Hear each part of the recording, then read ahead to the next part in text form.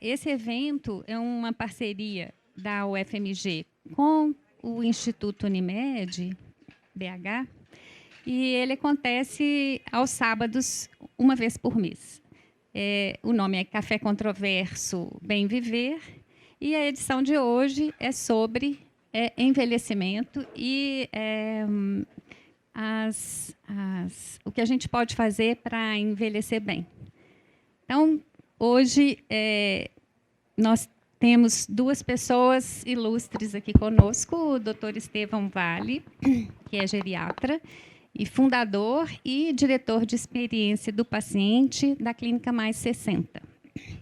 E o professor Luiz Oswaldo Rodrigues, que é o nosso querido Lor, cartunista, muito conhecido como cartunista, professor da UFMG, e, atualmente, ele é coordenador do Serviço Especial de Neurofibromatose do Hospital das Clínicas, é isso mesmo? Né? E presidente da Associação de Apoio às Pessoas com Neurofibromatose. Então, hoje a gente vai conversar um pouco sobre o envelhecimento, sobre o que a gente pode fazer para envelhecer bem, e pensar um pouco nessa nova etapa da vida, uma vez que todos nós estamos envelhecendo, a população brasileira hoje tem um grande número de idosos, e a perspectiva é que em 2060 nós tenhamos mais idosos do que pessoas mais jovens.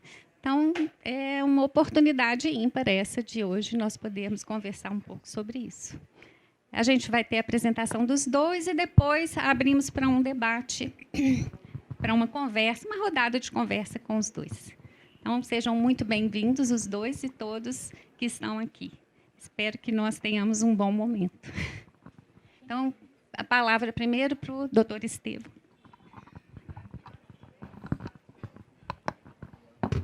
Bom dia, gente. Queria agradecer aqui a Roxane, na figura, no Instituto Unimed BH, da UFMG. Estou honrado aqui de estar do lado do Lor. Não sei se o Lor sabe, eu sou amigo da Luísa, né? A gente já se encontrou em outras oportunidades mais informais. É um prazer estar aqui hoje. Vocês vão passando aí para mim? Eu acho que a pergunta hoje que vai pairar aqui para todos nós é se é possível vencer esse fenômeno, que é o fenômeno envelhecimento. Então, eu vou começar aqui. Se vocês me permitirem, eu vou ler uma passagem aqui da Bíblia. 1 Reis. Sendo, pois, o rei Davi já velho e entrado em dias, cobriam-no de roupas, porém não se aquecia. Então disseram-lhe os seus servos: busquem para o rei, meu senhor, uma moça virgem, que esteja perante o rei e tenha cuidado dele, e durma no seu seio, para que o rei, meu senhor, se aqueça. E buscaram por todos os termos de Israel uma moça formosa, e acharam a Abisag sunamita, e a trouxeram ao rei. E era a moça sobremaneira formosa, e tinha o cuidado do rei, e o servia. Porém o rei não a conheceu. Esse tratamento contra a velhice ficou conhecido durante muito tempo como sunamitismo. Era isso. Traziam para um homem velho uma moça virgem para que dormisse ao seu lado, não necessariamente tinham relações, mas que o fato de dormir do lado de uma moça virgem poderia trazer vigor para o homem velho. Esse é o sunamitismo. Deter o envelhecimento é uma vontade, é um desejo do homem há muito, muito tempo. Não sei se vocês conhecem esse personagem, que é Ponce de León.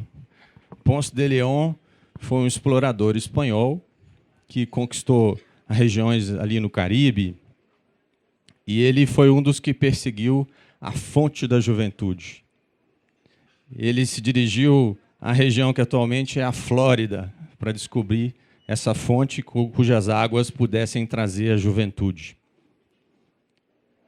Ele não descobriu, obviamente. O que ele descobriu, na verdade, foi a região onde é a Disneylândia hoje, né? Que para muitos é uma fonte de alegria. A questão dos hormônios é uma coisa que atrai muito em relação à prevenção e ao tratamento do envelhecimento, porque, de fato, muitos dos hormônios eles diminuem à medida que a gente envelhece. Mas tem uma situação muito curiosa de um fisiologista, cujo nome é Brown Sequard, ele era francês, e ele ficou famoso pelos estudos da fisiologia, e não é incomum que muitos cientistas se interessem pelo tema de anti-envelhecimento. E ele já velho, ele resolveu pegar testículos de cães, macerar e resolveu injetar em si mesmo. E ele promulgou nos círculos científicos que ele tinha encontrado o verdadeiro tratamento do envelhecimento, contra o envelhecimento. O que foi um terror para os cachorrinhos de Paris. Houve uma verdadeira busca insana por cachorrinhos saudáveis nos seus testículos. Recentemente, cientistas que eu acho que não têm muito o que fazer resolveram dosar a quantidade de testosterona do macerado de cachorros e viram que essa quantidade ela é biologicamente desprezível. Então, Brown Sequard ficou muito impressionado e talvez foi simplesmente um efeito placebo. O que vocês acham que essas pessoas têm em comum? Marilyn Monroe, John Kennedy, Pablo Neruda, Salvador Dalí, Mao Tse-tung.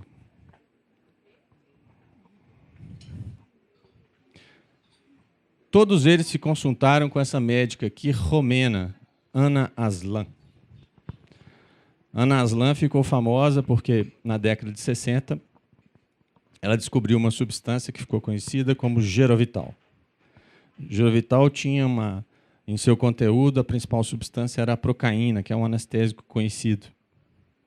E ela, ao injetar o Gerovital nessas pessoas, inclusive pessoas famosas, trazia a esperança de que elas poderiam ficar mais ágeis, mais fortes, mais alegres, mais felizes, e com a premissa que deteria o envelhecimento.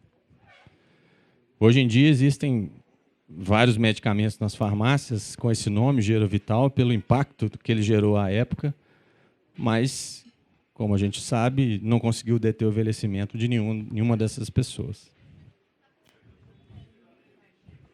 E vitaminas? Tem que tomar vitamina para envelhecer? E a sopa de letrinhas ela é enorme. Vitamina A, vitamina B, vitamina C, vitamina D, vitamina E, vitamina K. Eu diria que as vitaminas que a gente precisa são essas, das verduras, das frutas, dos legumes, dos alimentos, da comida de verdade.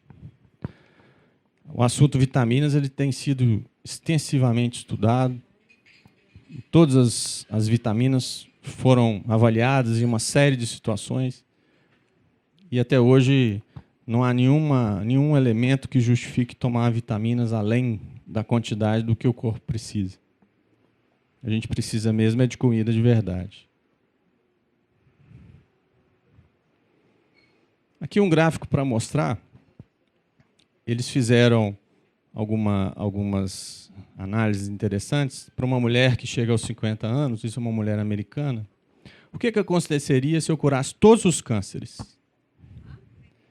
O que aconteceria se eu curasse todas as doenças cardíacas que existem?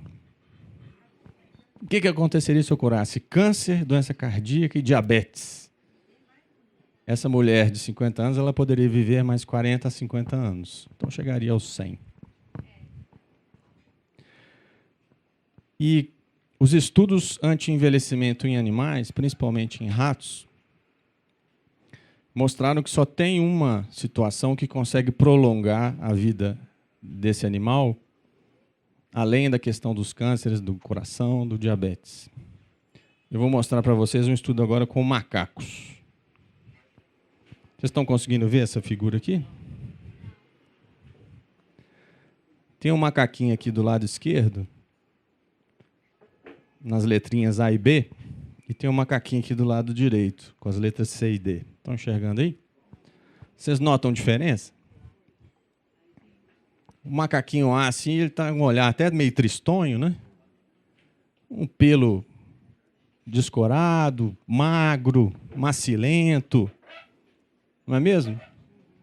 Parece mais envelhecido mesmo. Na verdade, ele tem a mesma idade do macaquinho do lado esquerdo aqui, que está com pelo vistoso, está até mais musculoso, né? Dá a impressão de estar com a coluna mais ereta. Qual que foi a diferença para essa espécie de macaco aqui? A diferença foi a restrição dietética. O macaco da esquerda podia comer à vontade, comia livremente. E o macaco da direita, ele tinha 30% a 40% da alimentação reduzida. Então, esse elemento, né, a restrição dietética, é uma das únicas intervenções que se sabe que foram capazes de prolongar a sobrevida, principalmente em alguns animais. E a gente tem alguns elementos para pensar que no ser humano isso também possa acontecer.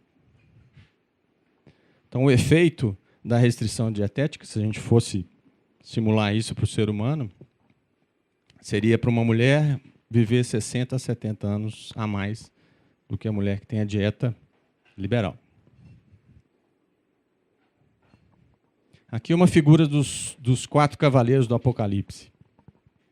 Nós temos ali a guerra, nós temos ali a peste, nós temos ali a fome, e o último cavaleiro é a morte.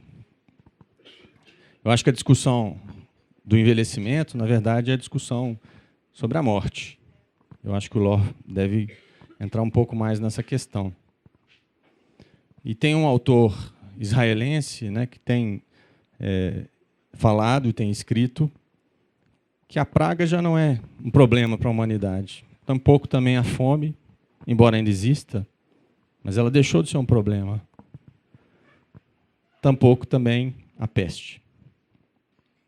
Então, nos resta debater e discutir sobre a questão da morte. E o envelhecimento tem um fim, que é a morte em si. Então, eu acho que a discussão sobre anti-envelhecimento daqui a pouco vai esbarrar em questões como interação homem-computador, impressão de órgãos, manipulação gênica, inteligência artificial, nanotecnologia. Então, a gente vai deixar de falar sobre hormônios, vai deixar de falar de dieta, vai deixar de falar sobre o medicamento milagroso do dia, para falar sobre essas interações com novas tecnologias e a duração da vida. Em suma, deter o envelhecimento sempre foi uma aspiração de nós, seres humanos. Até o momento não tem nada isoladamente que consiga prolongar a nossa vida. E a gente precisa conversar mais sobre os avanços científicos e tecnológicos que vão proporcionar novas possibilidades para a nossa vida. E precisamos de uma discussão profunda sobre a ética dessas intervenções. Obrigado.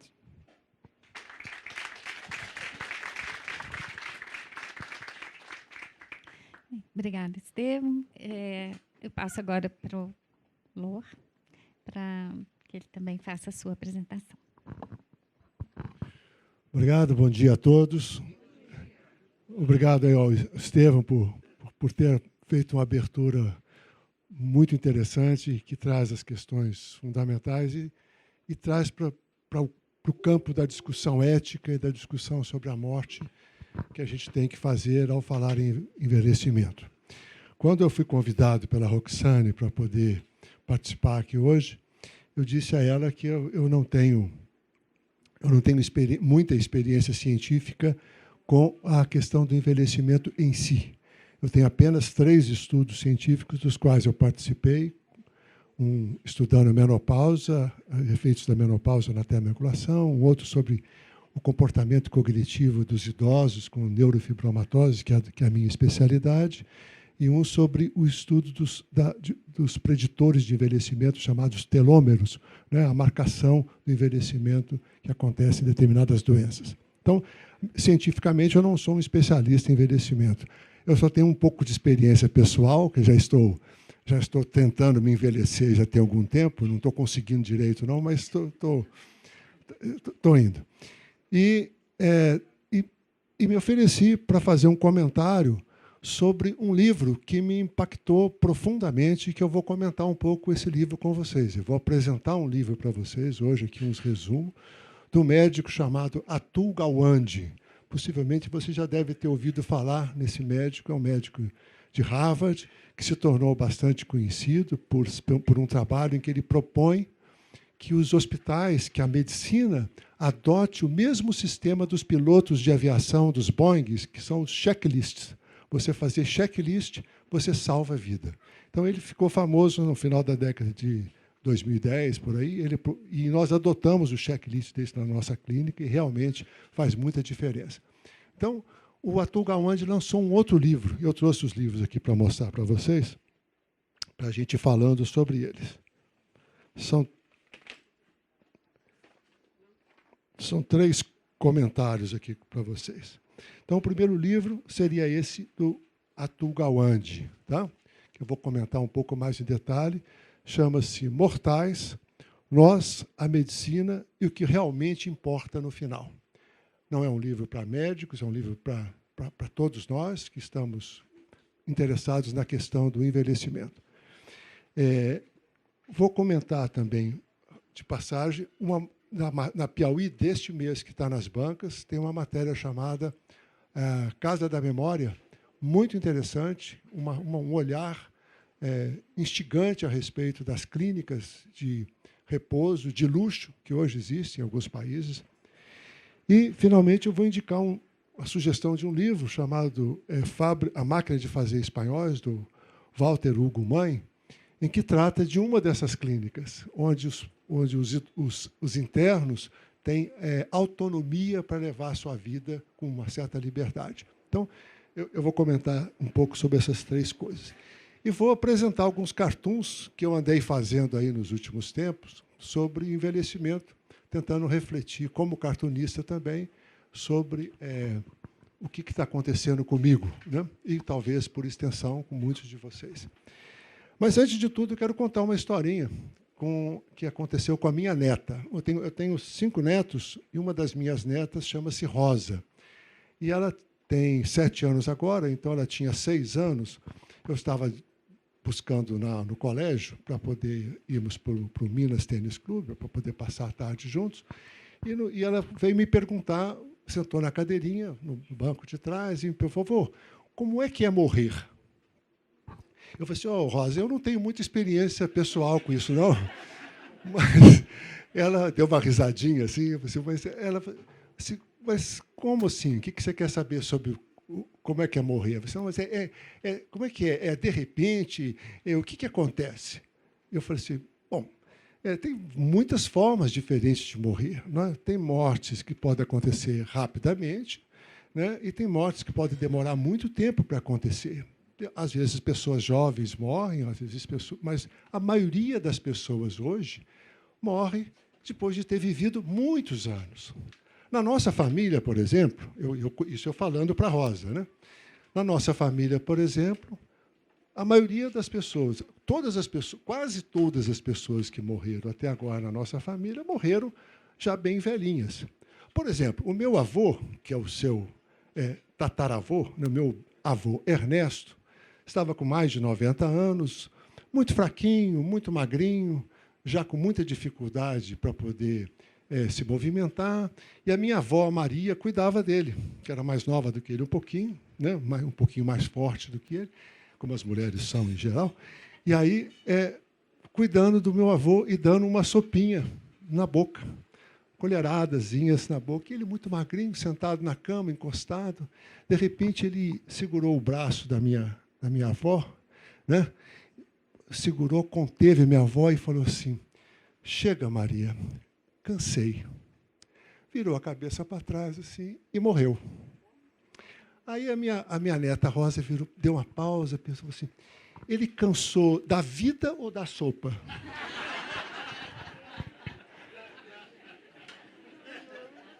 Então, essa história é mais ou menos o fio da meada do que eu quero conversar com vocês aqui hoje, tá? Então, vamos começando pelos tópicos que o Atul Gawande chamou a atenção. Quem que passa? Ah, está aqui. É esse aqui. Não, pode deixar. Tudo bem, está tudo ok aqui. Bom, então, a historinha da minha neta eu já contei para vocês. Né?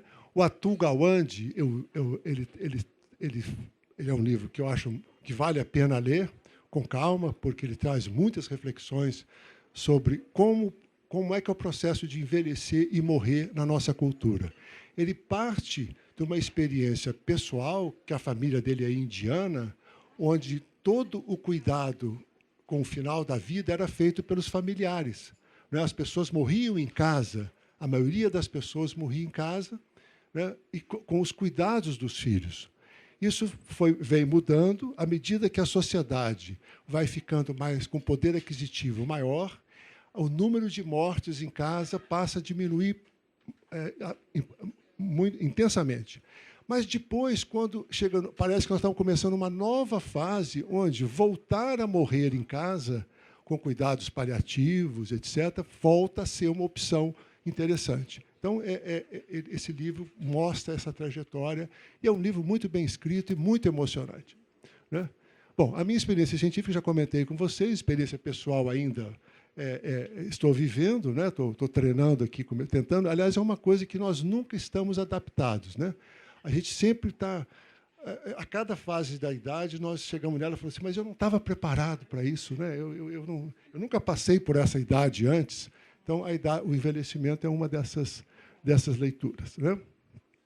Já comentei com vocês esses 3 livros. Né? E, inicialmente, eu não sei como o Estevão vê, qual que é o seu modelo de envelhecimento, mas aqui eu fiz esse cartoon alguns anos atrás. Este é um quadro, é uma pintura muito famosa entre os médicos. Né? Quase todo médico da minha geração e das gerações anteriores tinha uma reprodução de um quadro. Eu fiz uma paródia do quadro, né? Que é do Fields, é um quadro de 1814, né? Em que tem um médico cuidando de uma criança que está moribunda, os pais ao fundo. É uma imagem muito tocante da capacidade do médico estar presente na hora da morte, né? Junto com a família, mesmo que ele não possa fazer nada, ele está ali do lado, participando, sentindo aquela dor em conjunto. Eu fiz uma paródia por causa da minha teoria, da teoria do envelhecimento que mais me convence cientificamente, de que o envelhecimento se dá por uma falha progressiva dos sistemas. Quer dizer, nós vamos perdendo a capacidade de recuperar, de restaurar danos nas células, e chega no momento que a incapacidade de recuperar vários sistemas se torna tão grande que a pessoa morre. Né? Então, eu coloquei vários relógios, cada um deles num horário diferente, né? Indicando que o nosso organismo é feito de horários diferentes. Tem gente que envelhece mais na pele, menos no coração, outros mais no coração do que na pele, ou no cérebro, ou nos ossos, e assim nós temos uma herança genética variada que faz com que o nosso envelhecimento seja individual, diferente, até mesmo entre gêmeos univitelinos. Né? Então, o modelo de envelhecimento, eu não sei, depois se você quiser comentar, Estevão, tá? Então, do ponto de vista da biologia, o envelhecimento são falhas progressivas. Você vai perdendo a capacidade de restaurar alguma falha que aconteceu em alguma célula, em algum órgão. Né? Do ponto de vista da sociedade, o envelhecimento se caracteriza principalmente pela irrelevância. Né? As pessoas vão se sentindo cada vez mais irrelevantes. Você citou o Noah Yuval Harari, né? Ele, no livro dele, 21 lições para o século XXI, que é o livro seguinte a esse que você mostrou, com Homo Deus, ele comenta isso de uma forma muito interessante. Não só os idosos vão se tornar irrelevantes, né? Mas uma grande massa da população se tornará irrelevante com a automação e com a inteligência artificial que estão chegando aí de forma inevitável. Então, essa é uma questão muito importante, a gente se sentir irrelevante para a sociedade. E a gente não tem mais importância, nós somos um peso morto, é um sentimento bastante comum e bastante explícito na voz dos mais jovens. Os mais jovens costumam, muitas vezes, de uma forma, às vezes, até agressiva, dizerem que, olha, vocês não Isso não tem mais importância, né? E do ponto de vista pessoal, tem um poeta norte-americano, que eu esqueci o nome dele aqui agora, que diz que o envelhecimento, a velhice, é uma cerimônia de perdas, né? Que você vai, aos poucos, se despedindo, perdendo uma série de coisas que você tinha ao longo da vida que constituíam seus valores e sua individualidade, sua identidade.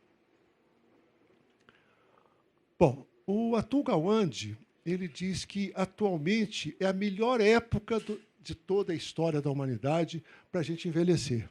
Nunca foi tão bom envelhecer como atualmente, segundo ele, porque nunca os idosos tiveram tantas condições, como o Estevam chamou a atenção, de cuidados, né?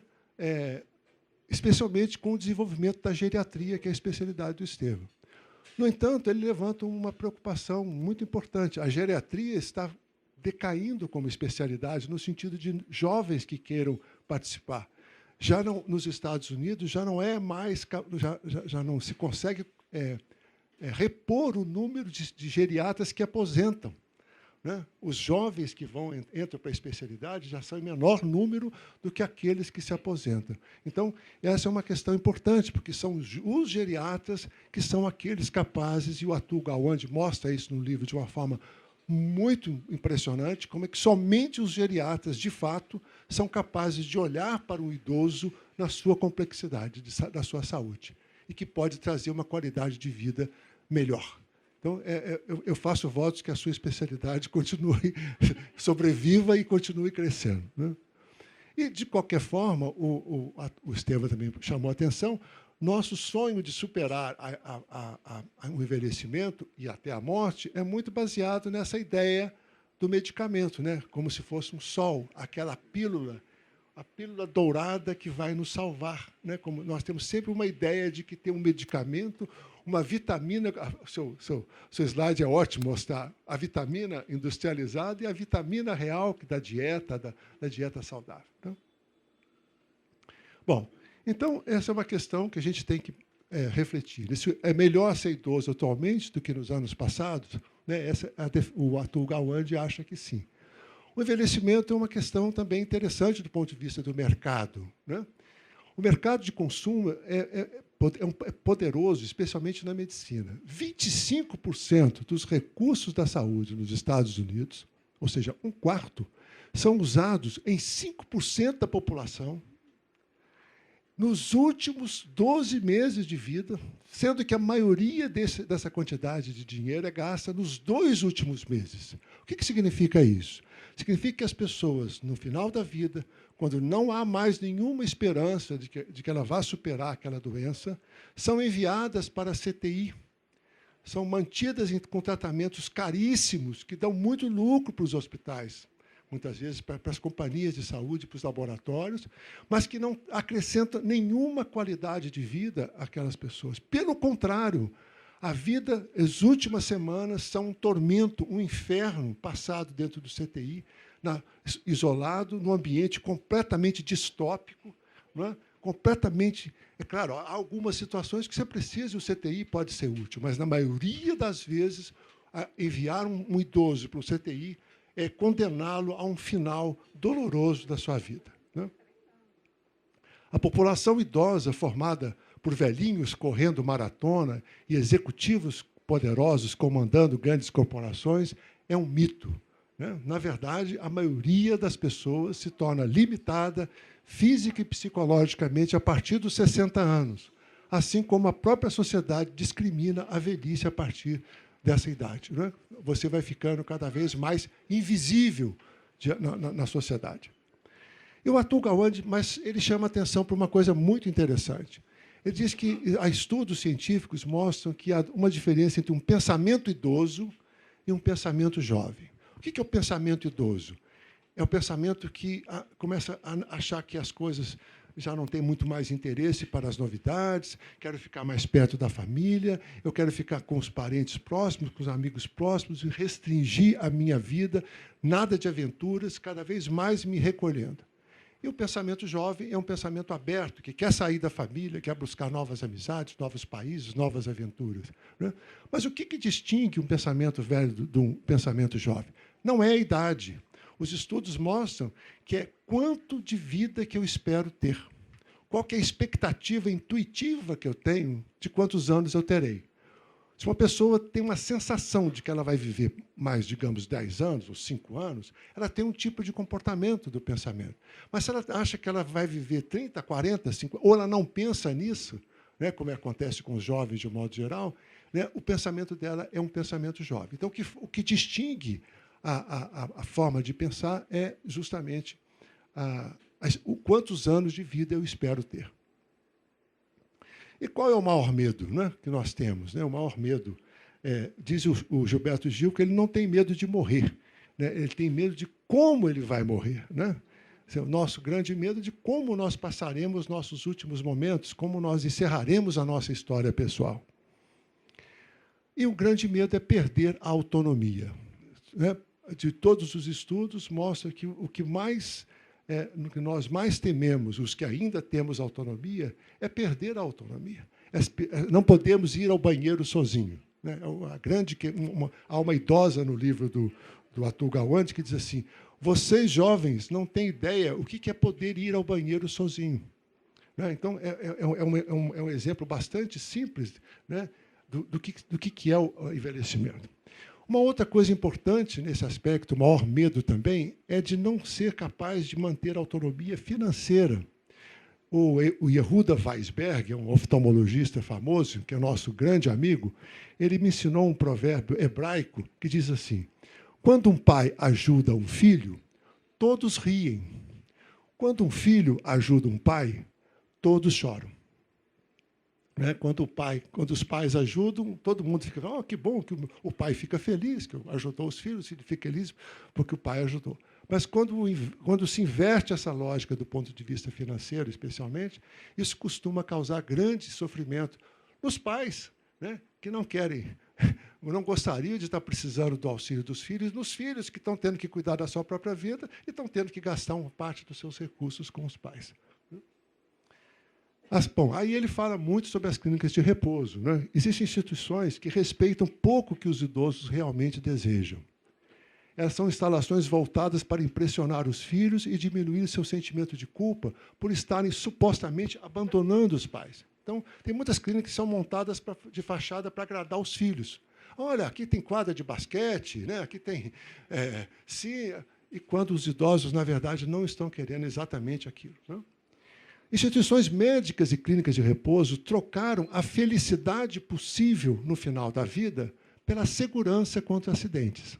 Então, a obsessão e o prejuízo possível causado por processos criminais por causa de acidente com idosos tornaram as clínicas, talvez o Estevão possa nos falar mais sobre isso, locais de profunda contenção para evitar acidentes. E nós permitimos mais liberdade de arriscar às crianças do que aos idosos. Né? Quando, na verdade, teria que ser o inverso. Nós teríamos que estar mais preocupados com uma vida que vai durar 40, 80, 70 anos do que uma vida que possivelmente vai durar menos e que poderia se arriscar um pouquinho mais. Né?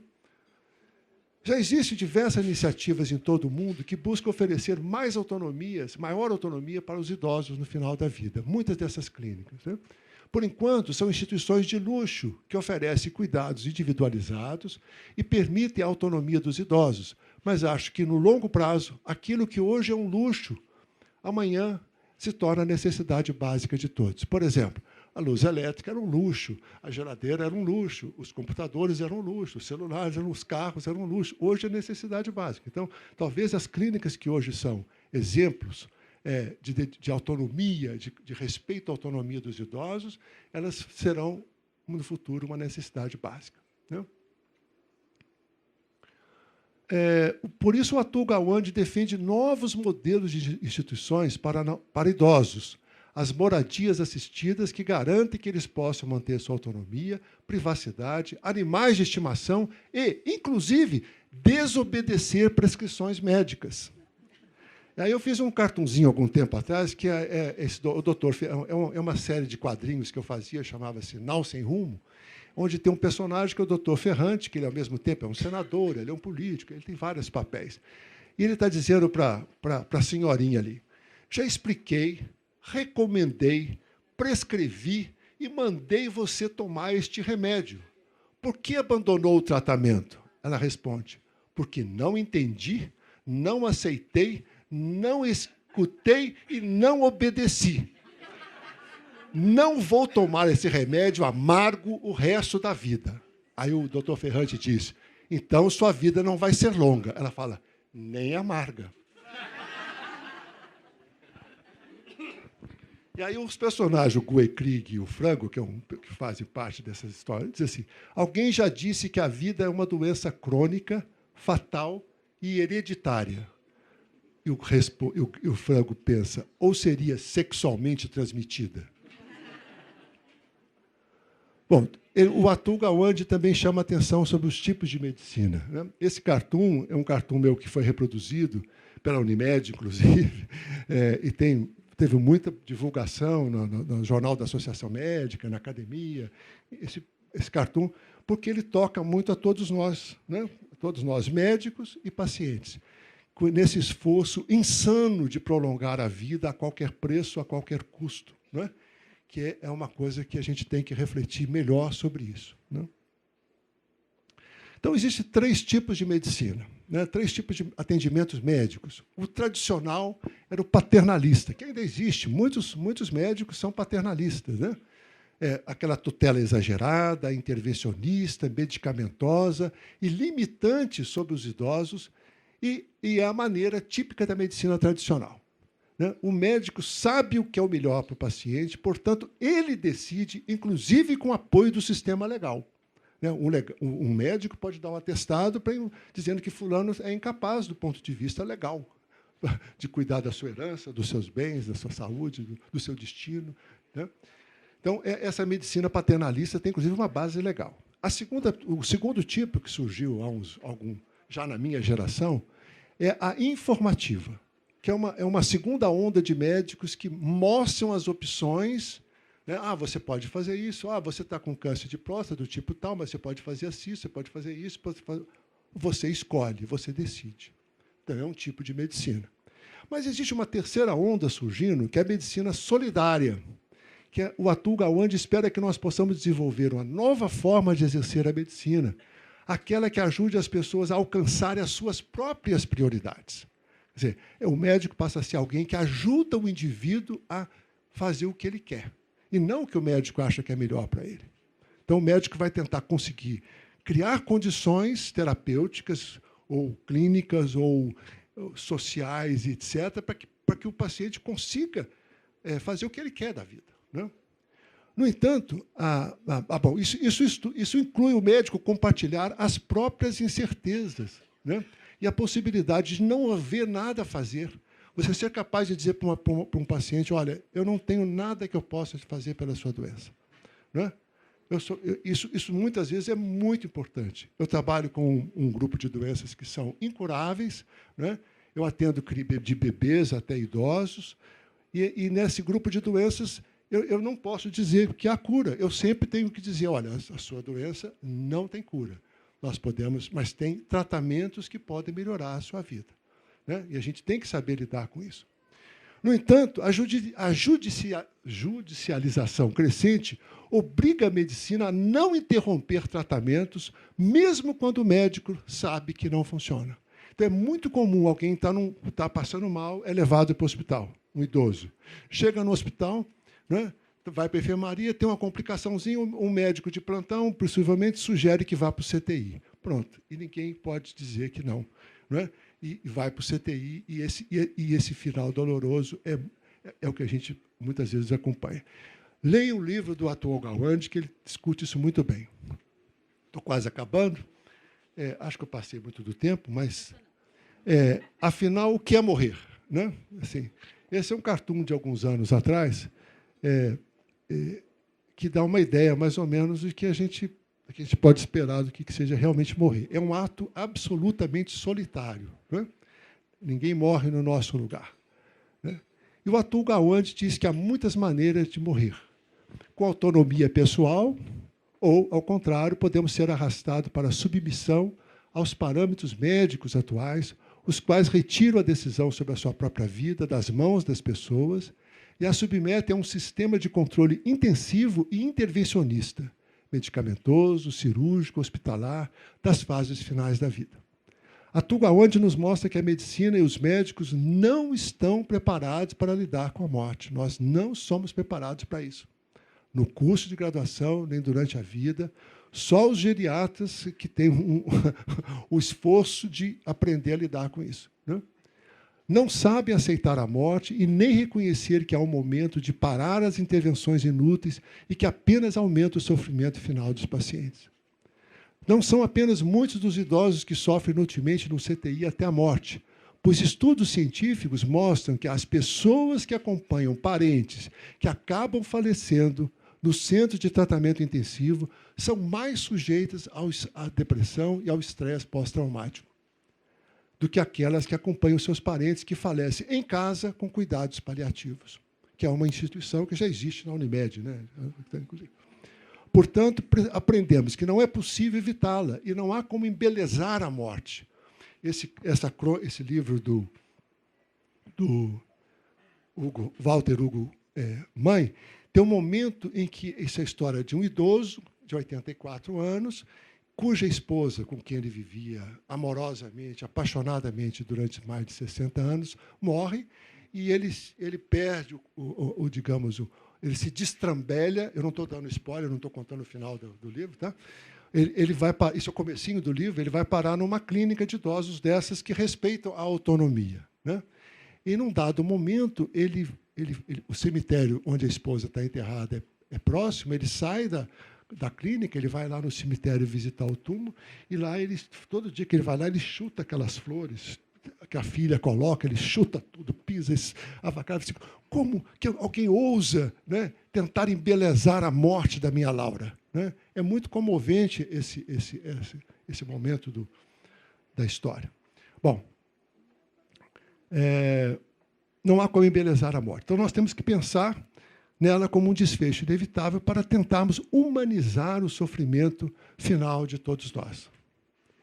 E o que vale no final? Então, o que vale no final? Esse é um epitáfio que eu fiz quando eu queria me aposentar, programei me aposentar. Em 2015, eu falei assim, em 2019, eu vou parar de mexer, vou parar de atender. Me prometi que esse ano eu me aposentaria. Ainda não consegui. No sentido, sou aposentado, mas sou voluntário dessa aí. Aí eu pus ali, Dr. Luiz Oswaldo Carneiro Rodrigues, nascido em março de 49, parado ou falecido, ou seja, o que foi, em 27 de março de 2019, já passou, né? E o meu epitáfio será: desenhem em paz. Né? Para finalizar, então, o Atul-Gawande acha que a vida somente tem sentido se ela se tornar uma história. E o final é importante em toda a história. Como terminar uma história é sempre importante, né? E assim, todos nós precisamos continuar sendo autores da nossa própria história, para que nossa vida valha a pena até o momento da morte. Então, ele dá um belo capítulo discutindo sobre o que é ser autor da própria história, né? Que nós todos queremos ser os autores, precisamos de autonomia para isso, né? Entre outras coisas, o livro Mortais indica caminhos para mantermos a dignidade no envelhecimento e na morte. Entre eles, devemos explicitar às pessoas próximas nossos próprios desejos quanto ao que queremos e ao que não queremos ser submetidos. No meu caso, por exemplo, eu já deixei por escrito para minha família, para meus amigos, por escrito, que em caso de doença grave ou envelhecimento avançado, eu não desejo ser alimentado de forma artificial. De nenhuma forma. Se eu não tiver fome, eu não quero. Se eu não puder alimentar, eu não quero ser alimentado por qualquer outra via. Certo? Quando eu não mais desejar a sopa, é porque chegou a minha hora de partir. Sim, Rosa, a Rosa, o que importa no final é a sopa. Né? A pergunta da Rosa é fundamental, o que importa, né? Espero que até lá eu tenha a oportunidade de ter outras boas conversas com vocês, com meus netos, e ler muitos outros bons livros, como esse do Dr. Gawande, né? O texto completo dessa palestra aqui está disponível no meu blog, que é o Lore Cartunista. Se entrar no Google como Lore Cartunista, vocês chegam nesse texto. Muito obrigado, desculpe se eu passei do meu tempo.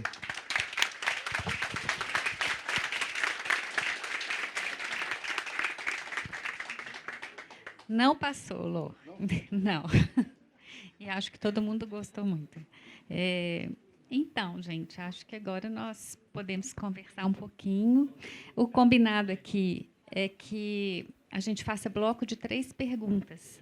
As meninas estão com microfones, quem quiser é só chamar. Também pode, quem tiver mais tímido, pode encaminhar a pergunta por escrito, que a gente vai tentar responder todas.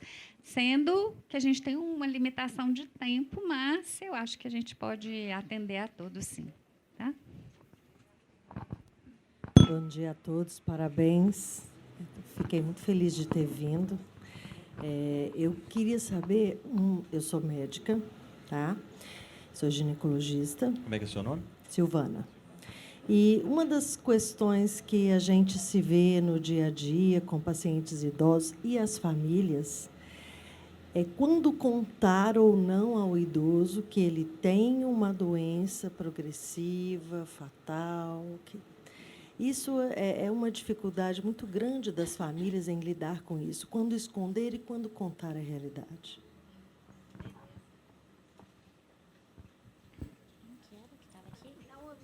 Outra pergunta, pode fazer? Ah, sim. Ivanete, meu nome.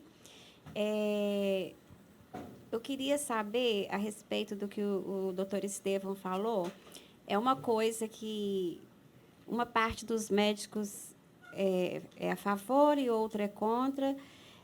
Duas coisas que estão muito na moda, que é a utilização do colágeno e a utilização do jejum, que é uma coisa que está pegando muito atualmente.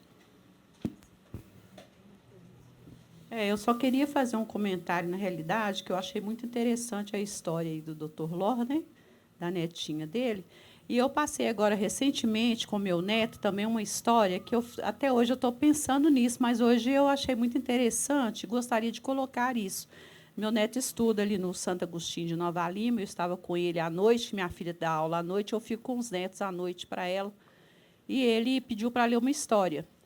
Então, ele me deu um livro do Chapeuzinho Vermelho, mas que, na realidade, o livro não tem nada de Chapeuzinho Vermelho mesmo. O Chapeuzinho é azul, é verde, é roxo, é preto. A última história do livro é do Chapeuzinho Preto. Eu não sei, talvez vocês conheçam. Achei muito interessante, porque na realidade, eu li todas as histórias, mas esse dia ele me pediu, quero que você leia o do Chapeuzinho Preto. E, ao longo das histórias, o Chapeuzinho está em várias posições. Ele está no início, ele está no meio, ele mais ou menos próximo ao meio, no meio e mais no final.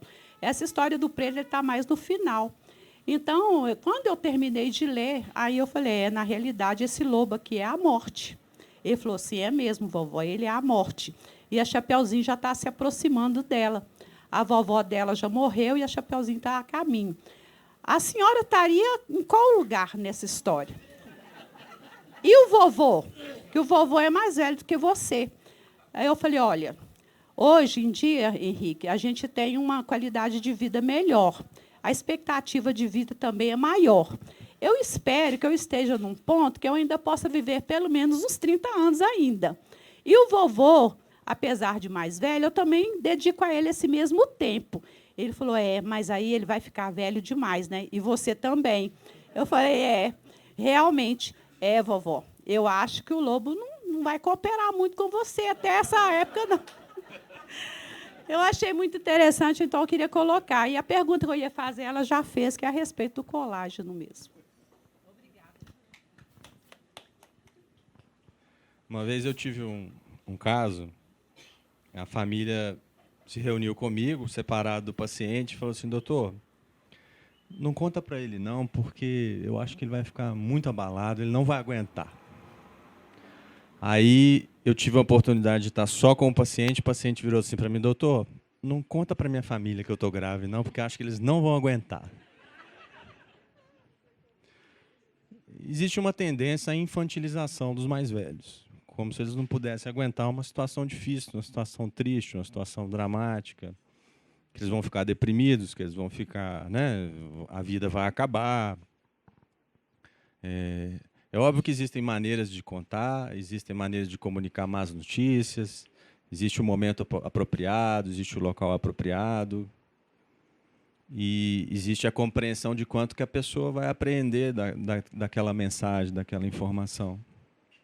Não há uma regra única, se deve ou não contar.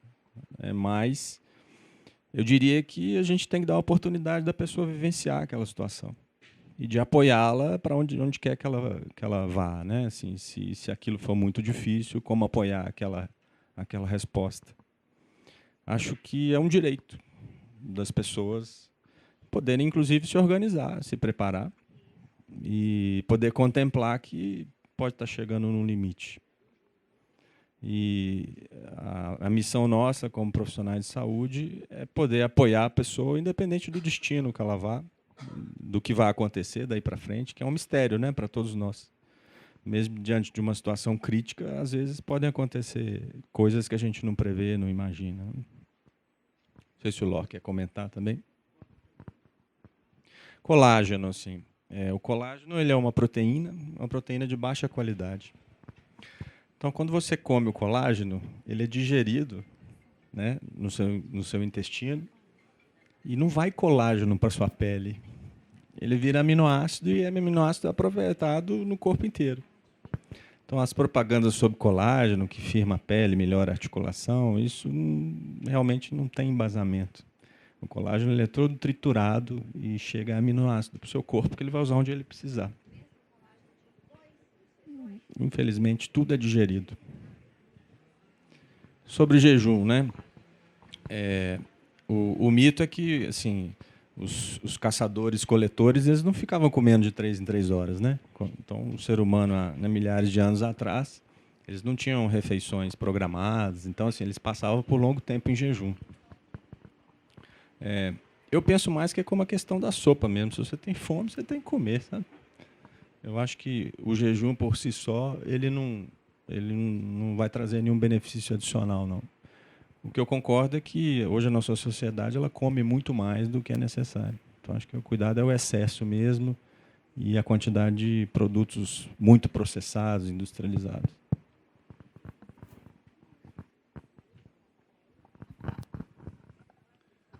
Eu concordo com tudo que o Estevam disse, totalmente, e reforçaria essa ideia de que nosso organismo é preparado pela seleção natural, pela evolução, né, para lidar com alimentos com pouco conteúdo de frutose. Né? Nós temos muito pouco frutose disponível na natureza. A frutose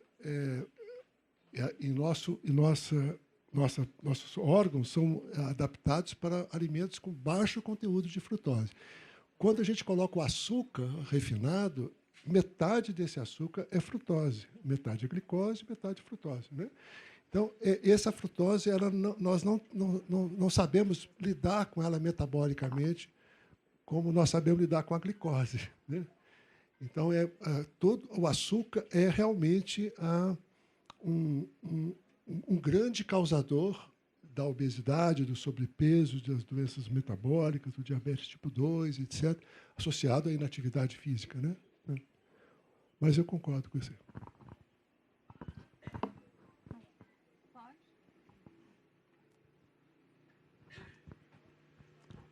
Há uma frase do São Tomás de Aquino, na Suma Teológica, que diz assim: os jovens vivem de esperanças, os velhos de lembranças.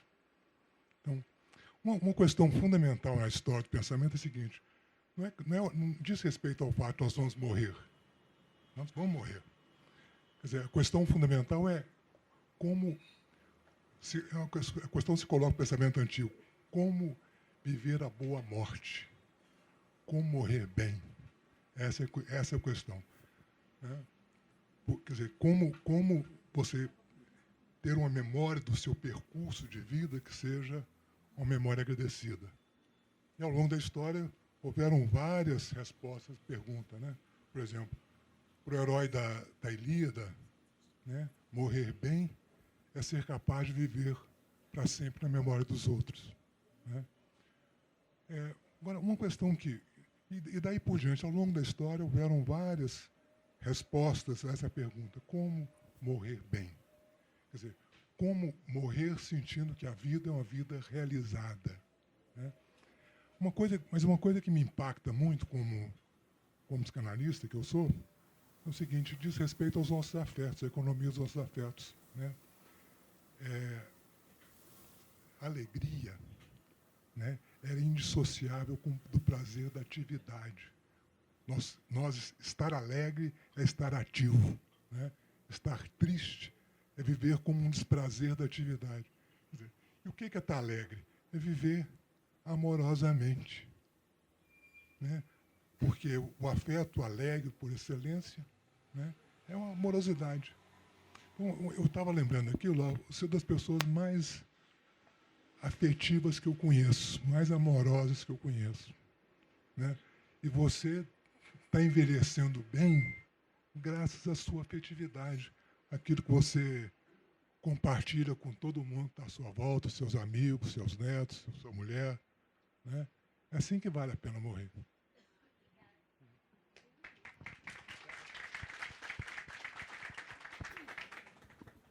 Bom dia, meu nome é Margarete. Eu queria fazer uma pergunta especificamente ao doutor Estevão, né, pegando já o gancho aqui de conta, não conta. Uma preocupação que eu tenho, eu queria saber o que acontece na sua rotina em relação aos pacientes com Alzheimer. Porque eu acho que a pessoa tem direito de saber o que lhe resta e fazer alguma coisa com o tempo que ela tem. E o paciente com Alzheimer vai perder essa possibilidade. Um paciente, né, que chega numa fase final de um câncer, por exemplo, ele vai até o finalzinho com a consciência dele. Ele pode resolver os afetos, ele pode decidir coisas, mas o paciente com Alzheimer não, ele perde isso antes, ele morre antes, né, da morte física. E tem muita coisa sempre nas famílias para serem resolvidas, né? Então, eu vejo que perde-se uma oportunidade muito grande. E depois que o paciente, que a pessoa, né, da família, já não lembra mais, né, ela tem ali uma, né, que se percebe, até hoje eu sou médica também, que se percebe que tem uma memória afetiva, né, que essa memória afetiva, parece que no Alzheimer permanece, de uma música que gosta, que acalma um paciente, mesmo que pareça que ele não está entendendo, mas eu fico preocupada com os dois lados, porque a família sabe que ele tem Alzheimer. Mas acontece o que no seu consultório em relação ao paciente? Porque eu penso assim, se eu tiver Alzheimer, eu gostaria de ser avisada antes, para poder fazer alguma coisa, já que eu vou esquecer, eu falo, gente, eu detesto essa música, não põe não, mas põe isso que eu gosto, que eu sei que vai me acalmar. Eu gostaria de ser avisada antes para resolver minha vida. Mas isso, eu sou assim hoje, mas há 10 anos atrás, há 5 anos atrás, eu não pensava assim, né? E a maioria de nós não pensa assim, não tem condição de lidar com o próprio filho e pensar, eu hoje tenho a consciência de que eu vou ter uma demência e que eu vou ficar assim, assim, assim, assim, assim. Então, assim, como é que você faz?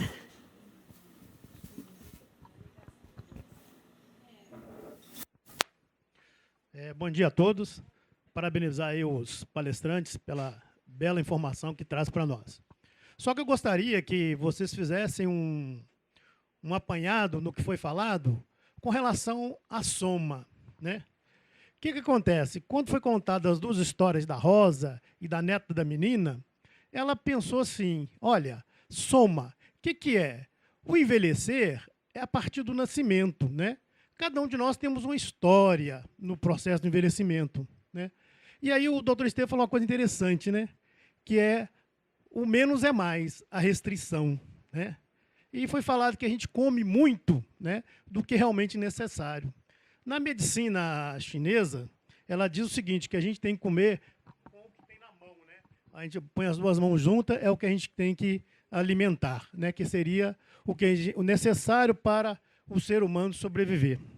E o meu colega aqui falou uma coisa, a questão da alegria, do viver, né? Eu gostaria que vocês falassem um pouquinho a respeito disso, da nossa trajetória. Qual que é o envelhecimento, né? Hoje, a medicina trabalha muito a questão do idoso. Por que nós não começamos a trabalhar o envelhecimento lá nos 20, 30, né, 10, com relação ao desenvolvimento do indivíduo para chegar aos 60, 70, 80 anos saudável, com relação à parte da alegria, do sentimento, da alimentação, né? Hoje, nós temos a mídia que faz uma série de fatores e mostra para o ser humano com relação ao jejum, né? O jejum hoje tem uma situação assim, que fala em termos do jejum, que é o milagroso, né, do procedimento. E aí o doutor Estevam fala a questão da gente trazer a questão da restrição. Aí fica, o que está na minha cabeça? Então, vou fazer o jejum, que se eu estou fazendo, né, a restrição, eu vou ter uma vida saudável. Então, a vida saudável e o envelhecimento é muito complexo, não é isso? Muito complexo para o nosso entendimento. E aí vem a questão dos laboratórios, como foi falado aí, colocam uma série de fatores em cima do indivíduo, e o indivíduo vai só consumindo. Eu gostaria de colocar essa questão da somatória do envelhecimento, porque nós somos aquilo que nós caminhamos. Nós envelhecemos de acordo com o que nós vivemos, né? Se nós tomamos 1 litro de uísque todo dia, né, o nosso envelhecimento não vai ser de acordo com aquele que consome aquelas frutas saudáveis que foi colocado. Muito obrigado. Só queria... Alô? Eu quero agradecer as palavras carinhosas do Edu, que é um dos meus amigos do coração, com quem eu reparto as minhas filosofias, minhas parcas filosofias. E você colocou de uma forma muito interessante a ideia da alegria, né? A ideia de como que a alegria e o agir. Né? Aliás, as letras agir fazem parte da palavra alegria. Né? E eu diria até que agir em direção ao outro. Assim, eu acho nós estamos felizes quando nós somos capazes de irmos em direção ao outro, né? Aos outros, no plural. Né? Eu queria só acrescentar nessa ideia, que talvez a gente tenha falado pouco aqui, é a questão da aleatoriedade. Quando você fala do somatório da vida, que a gente vai juntando toda uma história, isso é verdade. Nós temos um histórico. Né? Mas, num dado momento, o aleatório, o acaso entra na nossa vida. Né? E a gente não tem controle sobre ele. Né? E isso talvez seja uma das nossas grandes angústias, é exatamente a nossa incapacidade de lidarmos com o aleatório. Desde a mutação genética que nós carregamos, né? Que vai causar um determinado tipo de problema, até o aleatório do ambiente que se aquece, que nos traz modificações climáticas e que nos modifica a maneira de viver da sociedade, etc. Então, nós não temos tanto controle. Assim, a ideia é que, muitas vezes, a gente fica em busca dela, de que nós sejamos capazes de sermos donos realmente, controlarmos realmente o nosso destino. E eu acho, particularmente, que isso não depende tanto da gente, depende de uma grande dose de sorte.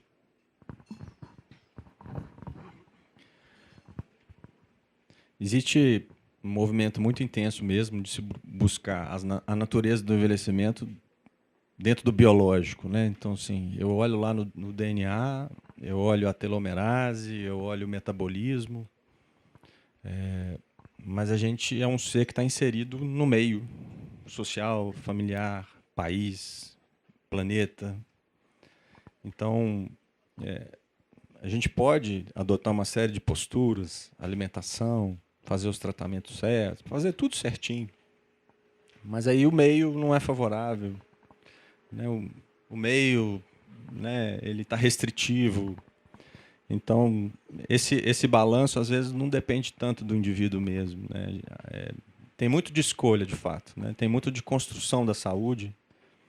E eu acho que há muito a ser feito para realmente envelhecer bem. Mas o meio influencia bastante, né, nessa equação. Em relação à doença de Alzheimer, né, que as pessoas estão morrendo menos de doença do coração, as pessoas estão vivendo mais com câncer, as pessoas vão morrer muito de doenças neurodegenerativas, como a doença de Alzheimer. E a medicina ainda tem uma compreensão limitada do que é esse fenômeno e não tem muito o que fazer do ponto de vista de tratamento. A primeira dificuldade que eu tenho no consultório é que eu não tenho uma certeza se é doença de Alzheimer. Então, se não existe certeza em vida, para que eu vou contar para a pessoa? Essa é uma questão, se esse rótulo vai me ajudar em alguma coisa. Se eu vejo que é uma pessoa que está informada, que precisa da informação, que precisa desse conhecimento para poder organizar a própria vida, talvez faça sentido contar da possibilidade, da probabilidade e das consequências do que está acontecendo. Mas muito mais interessa para aquela pessoa e para aquela família são uma série de providências que precisam ser tomadas, ao invés de ter essa noção de que existe, né, um ente ali que está se formando. Então, assim, talvez o desafio do momento ali, se é organizar a finança, se é melhorar a segurança, se é começar um tratamento específico, faça mais sentido do que eu trazer um rótulo para a realidade ali. Mas não existe uma regra habitual, não.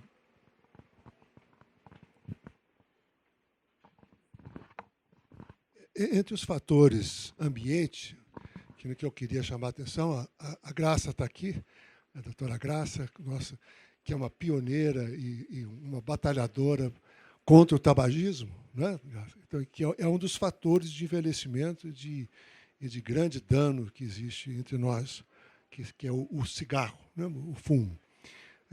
Então, eu acho que é importante a gente sempre lembrar dos fatores ambientais no processo de envelhecimento. E o cigarro, seguramente, é um fator de envelhecimento e de doença e de morte precoce. E mais um fator sobre o ambiente que eu gostaria de lembrar é a classe social a qual nós pertencemos. Então, o The Guardian, o jornal inglês de 15 ou 20 dias atrás, mais ou menos, publicou uma nova estatística já mostrando que, na Inglaterra, a expectativa de vida já é diferente em cerca de 7 anos entre classes sociais diferentes. Então, aquela expectativa de vida que vinha crescendo bastante, com a queda, com o desmonte da saúde pública provocado por Margaret Thatcher, a partir de Margaret Thatcher, o desmonte da saúde pública já está gerando consequências funestas, no sentido amplo da palavra, com uma expectativa de vida menor em 7 anos e meio nas classes mais baixas na Inglaterra, mostrando quanto que o envelhecimento tem a ver com o todo, com o social, com o conjunto, com o ambiente. E, pela primeira vez em muitos anos, a expectativa de vida americana está caindo. Então, as gerações antigas dos americanos estão caindo porque o sistema de saúde não favorece o envelhecimento, principalmente os mais pobres. Então, é importante a gente ressaltar isso.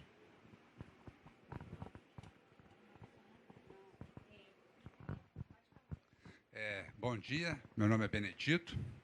Queria agradecer a vocês, parabenizar pelas ótimas informações que vocês passaram. E eu gostaria de ouvir de vocês a opinião sobre a questão da eutanásia. Tanto pela própria pessoa e também como os donos do doente, os parentes, eu vivi isso com minha mãe, naquela situação que não tem chance, fica prolongando, UTI, CTI. Como que vocês verem isso?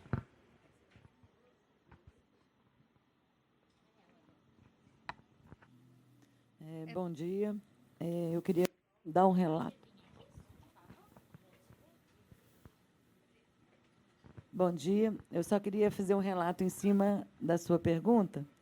Eu sou fisioterapeuta geriátrica, uma família nós somos 5 filhos, e meu pai é da área de saúde, tem vários outros irmãos também. E nós estamos diante de um diagnóstico de Alzheimer no meu pai. Foi feito aos 80 anos, tão tardiamente. E nós tivemos essa dúvida, contaremos ou não para o papai. E nós temos aí 4 anos de evolução e foi a melhor coisa não contar.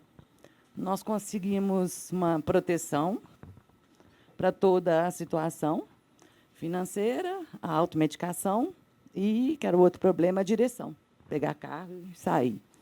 É difícil para nós 6, muito, mas eu vejo hoje o envelhecimento do meu pai ativo, saudável, e se você pergunta, pai, como você se sente? Alegre.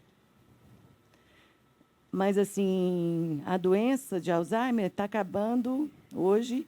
O maior problema está sendo a gente se dimensionar o psicológico da família, certo? Então, assim, não diretamente com ele, mas isso eu estou contando num social de situação financeira, social, econômica, né, toda boa. O que eu falo como filha, e esquece o conhecimento pequeno que eu tenho, é que a saúde ela está envolvida com isso que você deixou bem claro, né?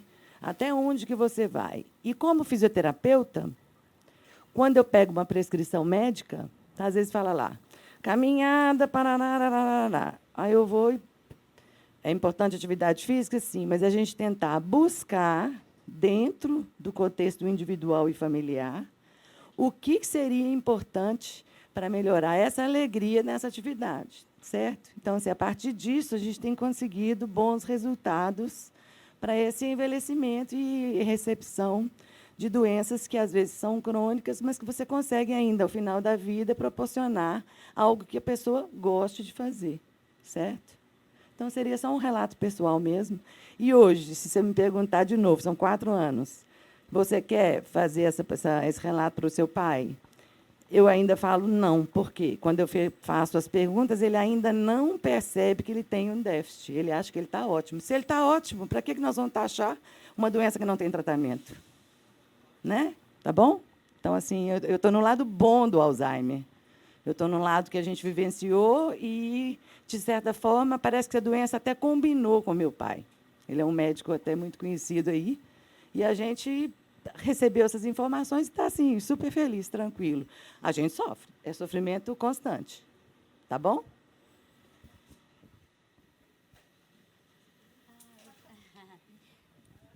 Bom dia. Não, eu só gostaria de indicar um livro muito bom, né, que é sobre esse assunto, que chama A Morte é um Dia que Vale a Pena Viver. É uma geriatra, ela chama Ana Cláudia Quintana Arantes. Eu li esse livro e gostei muito. Obrigada. Eu queria acrescentar aqui mais 2 perguntas para a gente completar o bloco. 2 perguntas que vieram por escrito. Uma é sobre o ômega 3. É mito ou realidade o uso do ômega 3? E reposição de vitaminas para os idosos também. Então, agora vocês podem responder as perguntas. Eu consegui desmontar o microfone. Pode pegar aqui, né? Oi?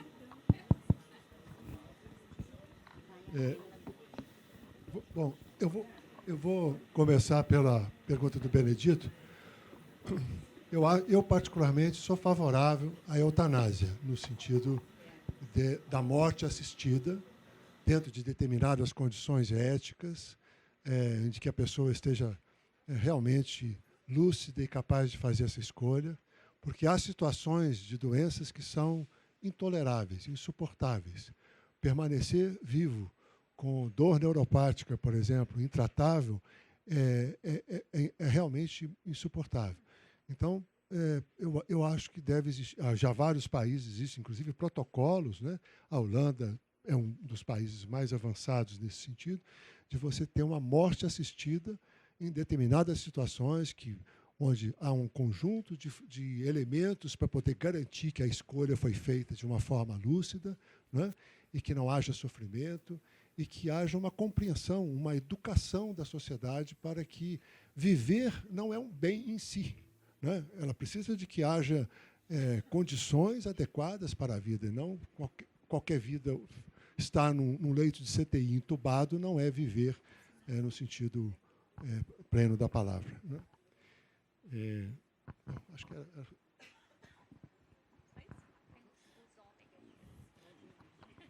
Eu estou lembrando aqui da fala do Lor, né, sobre essa questão de diagnóstico, né, assim, a medicina informativa é aquela que fala assim, você tem doença de Alzheimer, sua expectativa de vida média é em torno de 10 anos, você pode ter distúrbios comportamentais, no final da doença você perde a continência urinária.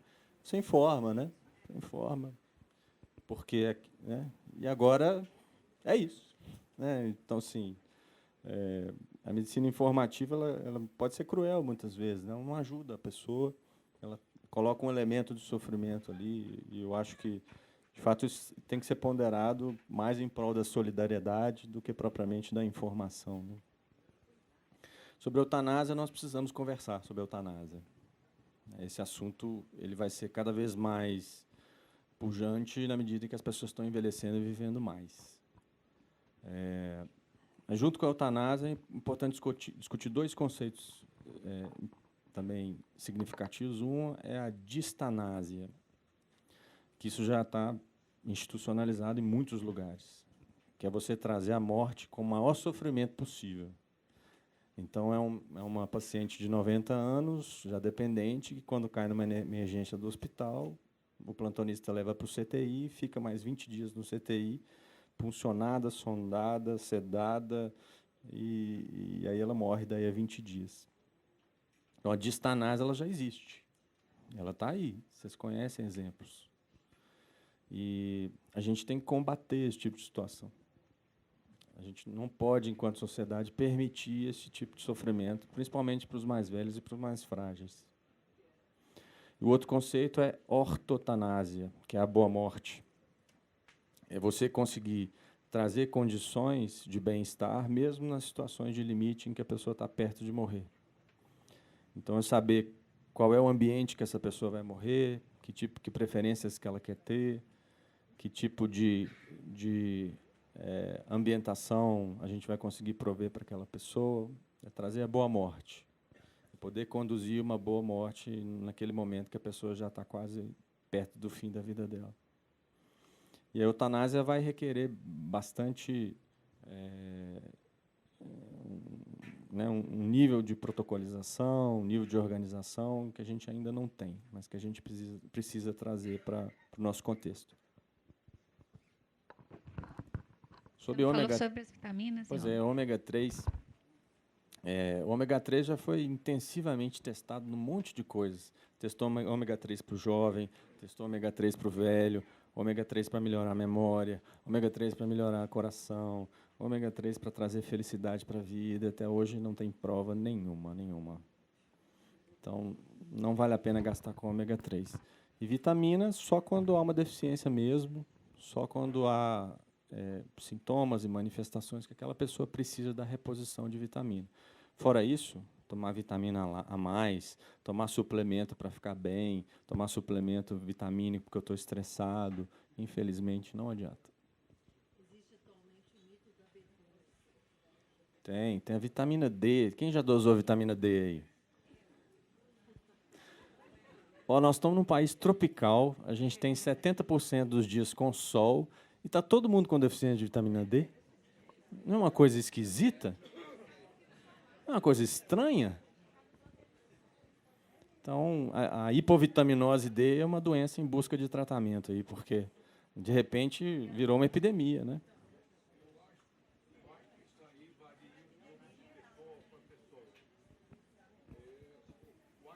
Por exemplo,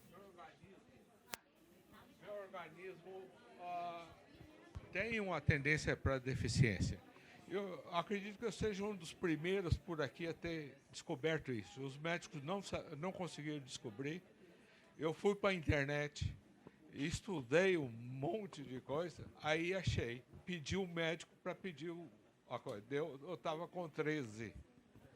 E não posso brincar, não. De vez em quando as câimbras, as dores... Tomar sol? Tomo sol, sim. E fui criado na roça. Mas eu acho que eu tenho. É difícil, né? A vida é muito difícil.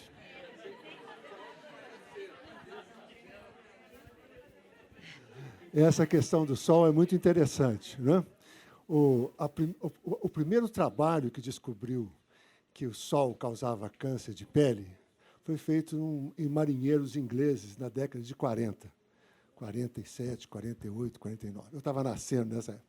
Então, nesse trabalho, eles descobriram o seguinte: olha, os marinheiros ingleses, que são muito expostos ao sol, eles desenvolvem câncer de pele, um tipo de câncer de pele, que não é o melanoma, não é o melanoma. Muito bem. E é um câncer de pele tratável, na maioria das vezes, de fácil diagnóstico, de lento crescimento e que pode ser tratado razoavelmente bem, o câncer de pele causado pela exposição ao sol. Mas esse mesmo estudo mostrou que esses marinheiros também tinham 2 cânceres a menos, o de próstata e o de colo do intestino. Isso ninguém fala. Então, assim, na hora da gente escolher, eu quero ter um câncer de próstata, de colo ou de pele, que é fácil de ser diagnosticado. Eu estou optando pelo de pele. Eu não uso protetor solar, não recomendo protetor solar, a não ser em condições muito especiais. Os dermatologistas, meus amigos, são todos meus como é que chama?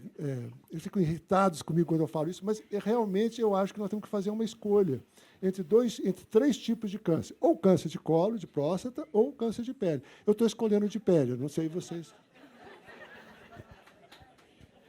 Ô, gente, 15 minutos de sol, entre 10 às 16 horas. Pode ser de bermuda e camiseta, não precisa ser de biquíni. Tá? 15 minutinhos, né? Ninguém vai ficar assado, ninguém vai ficar vermelho, e já vai ter a quantidade de vitamina D produzida pela pele. É isso.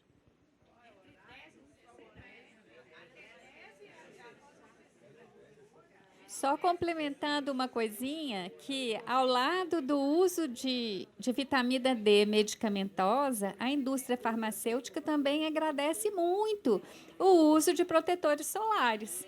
Então, essa é uma história inventada também pela indústria de medicamentos, né?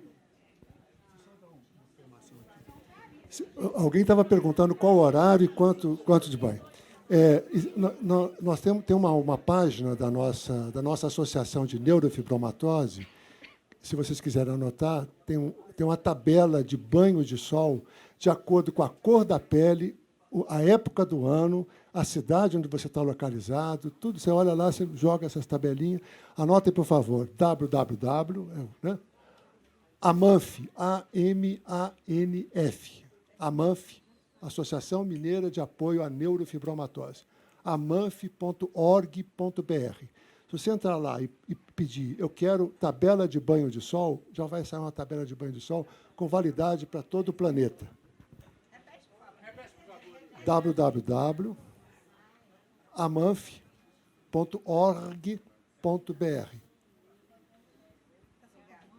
Conta para eles a história da velhinha francesa. Deu uma casa para o cara, ele dava um aluguel para ela, que ele era advogado jovem, era velhinha, ela tinha 75 anos de então, eu queria contar para vocês uma história rapidinha. Uma velhinha francesa de 75, meu nome é Talma, eu sou mulher do Lor. Eu sou artista plástica antes disso, depois eu sou mulher dele. Então, era uma velhinha francesa que tinha 75, 76 anos e tinha um vizinho que era um advogado de 35. E eles eram bem cordiais um com o outro. E ela não tinha filhos, não tinha sobrinhos. E a casa dela era uma casa muito bonita. Ela falou assim, um dia ela virou para o advogado e falou assim, olha, você faz um testamento passando a minha casa para o seu nome, que eu vou te dar ela de presente. Desde que você me dê uma coisa equivalente ao aluguel dessa casa até eu morrer. E aí, quando eu morrer, a casa é sua. Você topa? O cara topou, achou ótimo. Então, acaso, o imprevisto, como o Ló falou, acontece. Aconteceu o seguinte, dali a 10 anos, com 45 anos, o advogado teve um câncer, rapidinho, morreu, e o compromisso era para a família inteira. A velhinha hoje está com 105 anos, já recebeu 3 vezes o valor da casa e continua morando lá.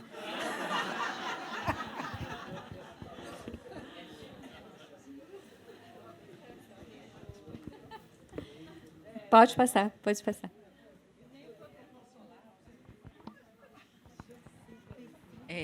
Parabéns pelas aulas excelentes. Lor, foi encantadora a sua apresentação. O Estevão eu já conheço há muito tempo, eu também sou médica geriatra. Eu queria só reforçar, meu nome é Cláudia, o Estevão falou, mas a resposta com relação à eutanásia e ortotanásia. É importante a gente reforçar, porque as pessoas têm muito medo desses conceitos e confundem muito, né?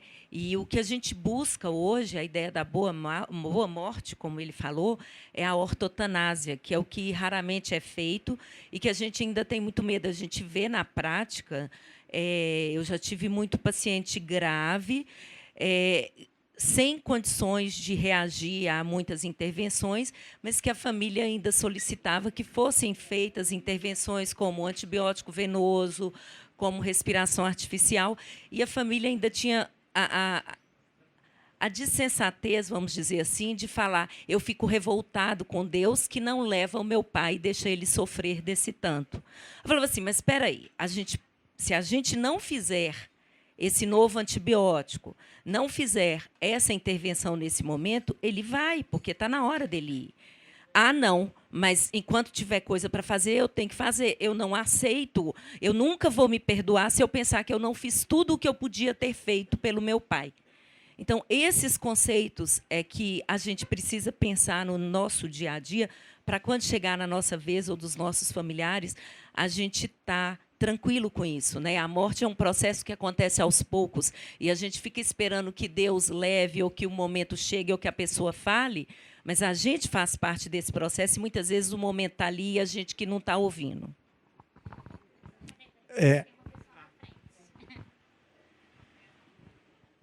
Obrigado pelo momento. Estou adorando essa participação aqui de todos e dos dois aí, né? Que estão nos ajudando muito. Mas o que eu queria saber é o seguinte: existe aí todos os médicos. Ah, é a prevenção. Então, é prevenção para isso, prevenção para aquilo, tal, tal. Se existe alguma luz no fim do túnel com relação à prevenção das demências, né? Que passa para Alzheimer e tal, tal, tal. E mais uma coisa que o doutor Estevão falou sobre colágeno, que hoje o colágeno está aí na ponta aí das informações, né? Se o colágeno, através de alimento, porque a gente ouve muito falar em pé de galinha, que a gente come, mais isso, mais aquilo. Se existe essa forma mesmo, se não por cápsulas, por alimento, e o que seria? E mais uma coisa, não sei se seria para eles ou até para o nutricionista, não sei, a questão dos adoçantes artificiais. Eu ainda não consegui entender bem essa questão, se é bom, se não, se podemos, se não. E, então, seria isso. Obrigada.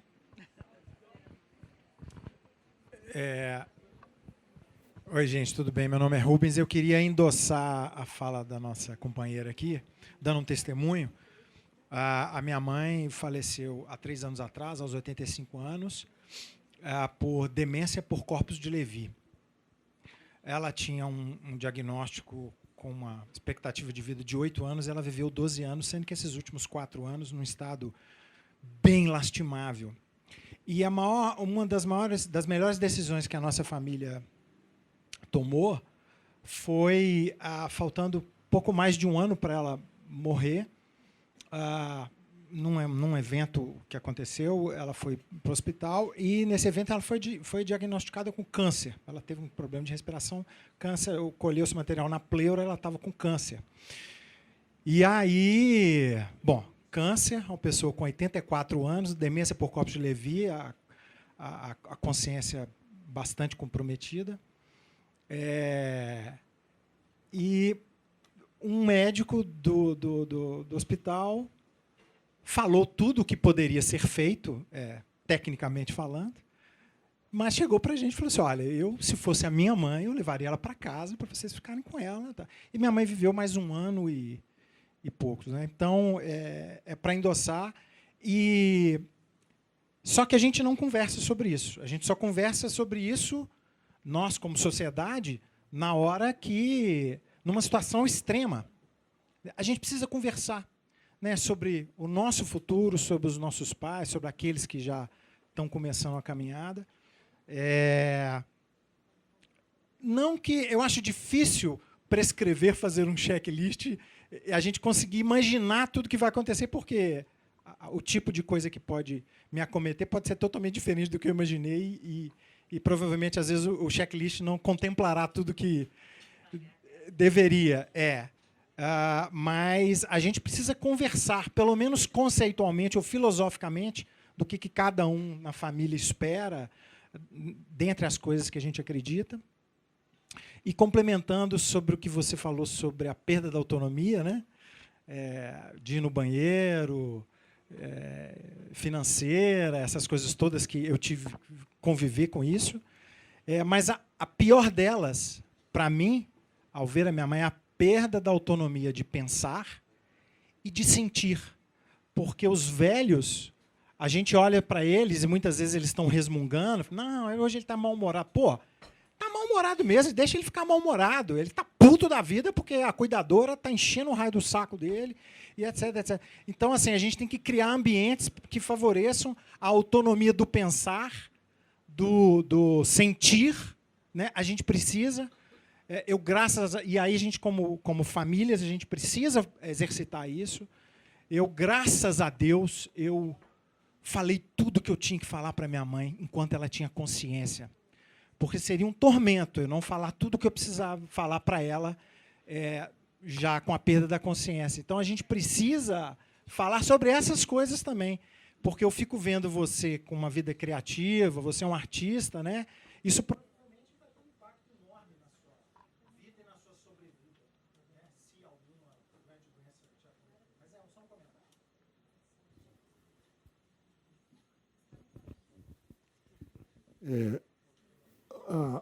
Eu vou começar pela sua pergunta, que eu achei muito interessante. O que pode ser feito preventivamente, né? Não sei se o Estevão concorda comigo. Se eu tivesse que escolher uma coisa para indicar para as pessoas que estão envelhecendo ou que ainda não estão envelhecendo, seria exercício físico.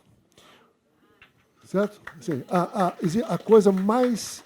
existe nosso ambulatório, inclusive, desenvolve uma pesquisa em que a gente dosa uma substância que liga a atividade do músculo com o desenvolvimento cerebral. Existe uma substância chamada BDNF, né, uma sigla em inglês, que os músculos produzem, que estimula o desenvolvimento, a plasticidade cerebral, o desenvolvimento do sistema nervoso central. Então, se tem algo que a gente pode fazer ao nosso alcance e que possivelmente tem um efeito benéfico sobre o envelhecimento cerebral, estou falando só do cerebral, né?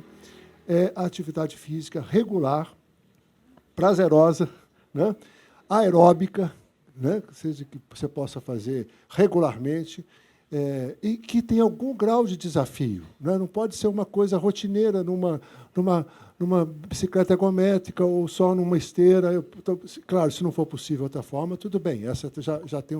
Mas, idealmente, num lugar onde você alterne, num parque, num lugar onde você possa mudar o trajeto de vez em quando, conhecer coisas novas, experimentar coisas novas no seu passeio. Quer dizer, a sua atividade física tem algum tipo de finalidade. Eu vou andar agora 1 hora para poder chegar não sei aonde e tomar um sorvete. Ou fazer isso, ou tomar uma água de coca não sei aonde, ou vou ver um livro, uma exposição, uma livraria. Ou seja, manter-se ativo fisicamente talvez seja um fator muito importante, né? E o seu depoimento é muito tocante para nós todos, né?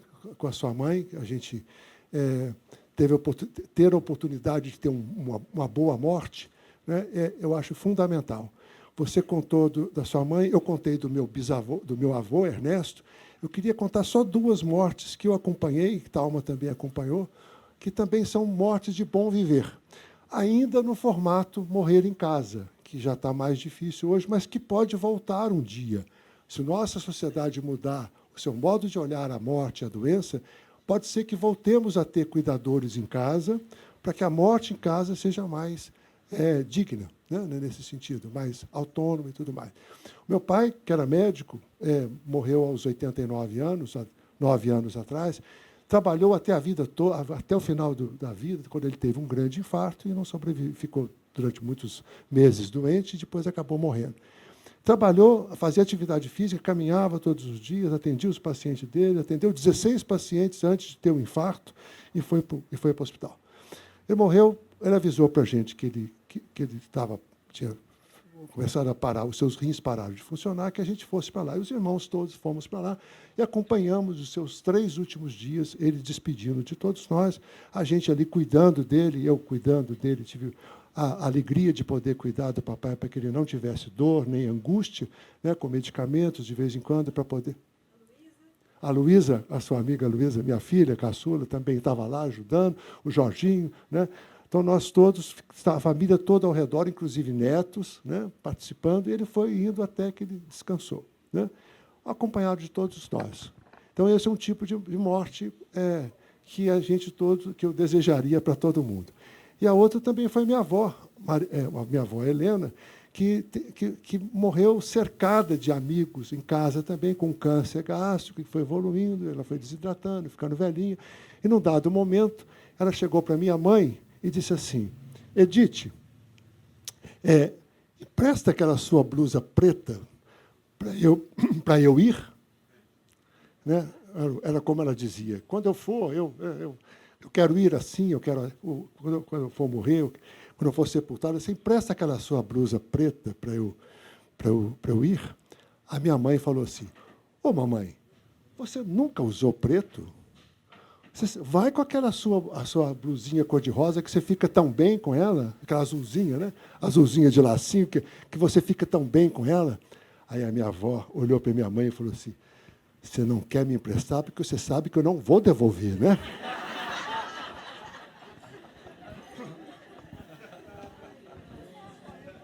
Quer fazer algum comentário?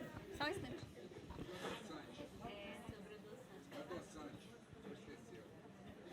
Eu concordo com o Ló. Assim, se eu pudesse prescrever uma coisa para qualquer pessoa, para envelhecer bem, para viver bem, para não ter problema de memória, seria atividade física. Não tem a menor dúvida. Não tem a menor dúvida. Sobre colágeno, assim, o colágeno é uma proteína pobre. Tem gente que gosta de pé de galinha. Mas qualquer carne teria um conteúdo proteico tão bom quanto, e com alguns componentes até melhor do que o pé de galinha. Eu acho que tem coisa mais saborosa também.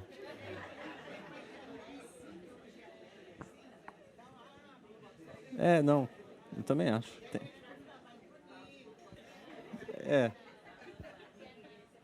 Sobre adoçante, né? Tem uma história, é uma coisa curiosa, né? Assim, você toma café com adoçante? Você gosta do adoçante ou do café? Se você, né? A pessoa coloca 3 quilos de açúcar no café, ela gosta do café ou gosta do açúcar? Então, assim, primeiro é pensar para que eu estou adoçando as coisas, né? Assim, se realmente precisa de ter o sabor doce, ou se a gente quer o sabor mesmo do café, ou do suco, enfim. Em quantidades pequenas, parece que não tem nenhum malefício. Agora, o abuso talvez possa trazer algum malefício também, mas nada muito consistente. Alguns mais do que outros. Eu diria o seguinte: use pouco, ou não use. Açúcar, né, é um grande problema mesmo, né? O açúcar mata mais do que todas as guerras, que o terrorismo e que acidente de trânsito hoje no mundo, né? Então, o açúcar é muito maléfico.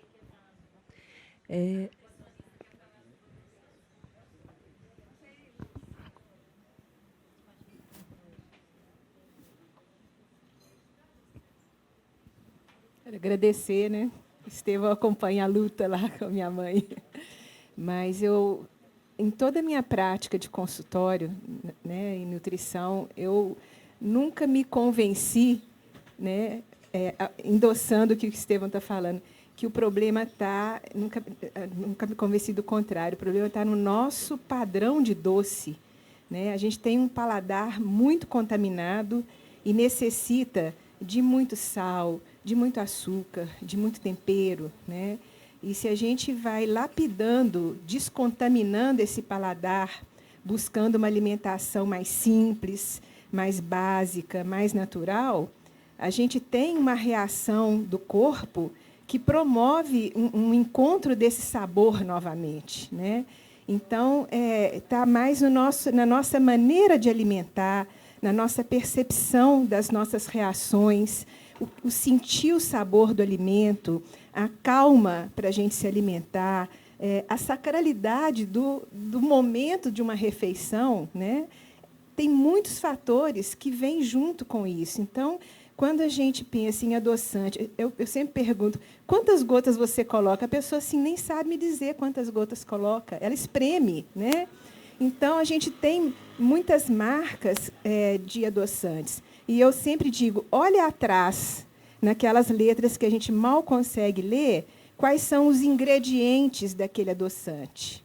A gente precisa ler quais são os ingredientes daquilo que a gente está comprando, para a gente poder saber o que está naquilo ali, né? Se você vai ver, às vezes tem um nome comercial, mas lá atrás, aquele nome é uma porcentagem ínfima, né? E o que está predominando naquela fórmula são produtos sintéticos que vão trazer outros prejuízos para nós no uso frequente, constante. E aí eu gosto muito de dizer, nada é veneno, tudo é veneno, depende da dose e da frequência que a gente usa.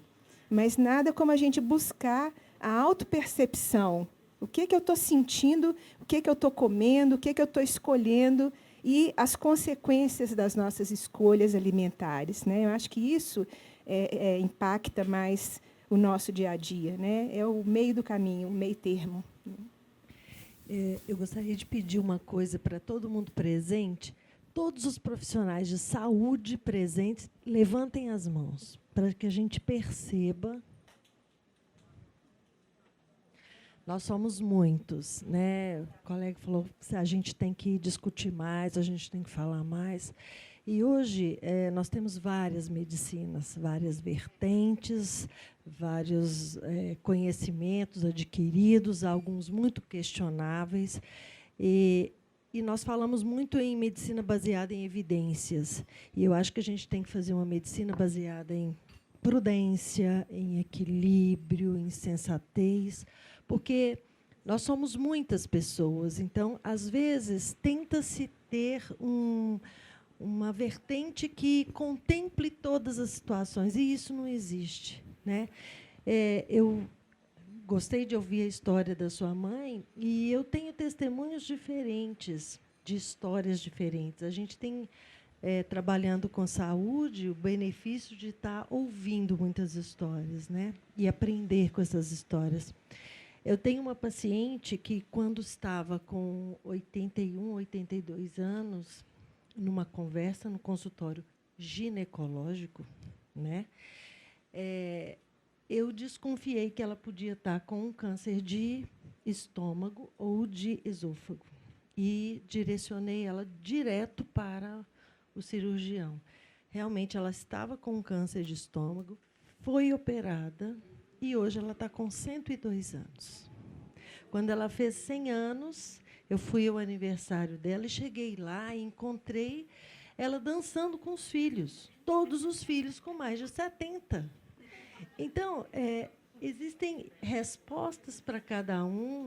Eu acho que nós tentamos um equilíbrio, mas a prudência, o bom senso e a humanidade, eu acho que tem que estar presente em cada consultório, em cada casa, em cada clínica, e é com isso que eu acho que a gente pode fazer o melhor de nós.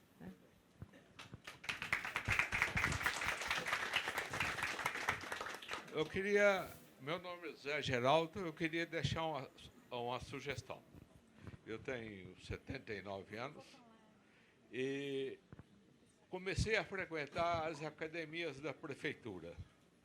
Eu acho que está sendo uma experiência muito boa. Eu acho que, infelizmente, a academia é subutilizada aqui em Belo Horizonte. Problemas não tem, é só acompanhar a recomendação que está lá na tabuleta, que funciona bem e estou satisfeito. Obrigado.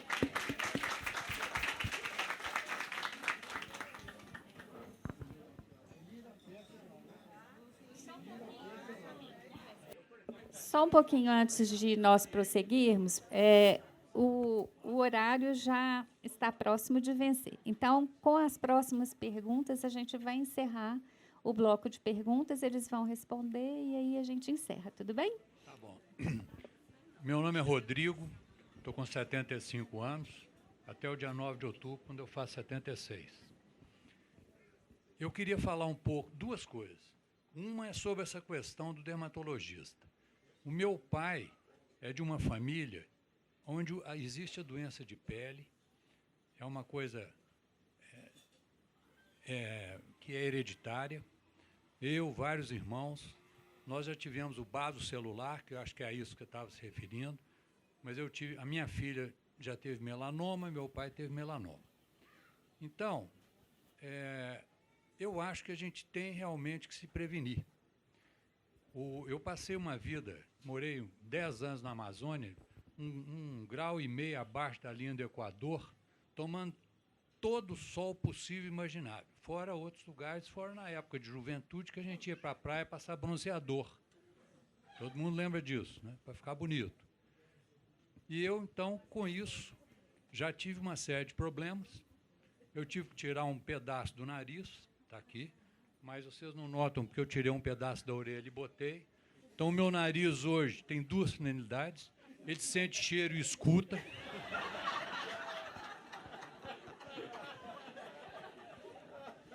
Mas eu sou obrigado a usar o protetor solar porque quando eu vou no dermatologista, ele descobre um monte de vasos celulares e assim pré-câncer ou então já com um câncerzinho que ele tem que tirar.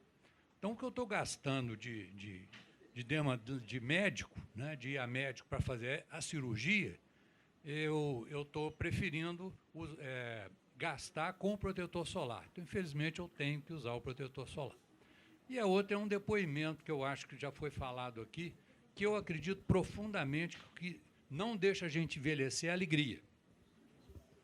A minha bisavó morreu com 100 anos de idade, ela contava piada, juntava as filhas, que eram todas beatas, lá de Sete Lagoas, e ficavam lá todas cheias de cuidado. Minha avó dava grandes broncas nelas e gozava elas todas, ria com os netos.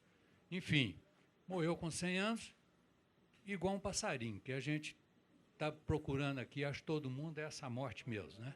Passarinho faz assim, cai, morreu feliz da vida. Então, eu acredito na alegria, tá, gente? A gente não pode perder a alegria. Todo parabéns que eu mando para as pessoas é assim, ó, vida longa, cheia de muita alegria, que eu acho que salva.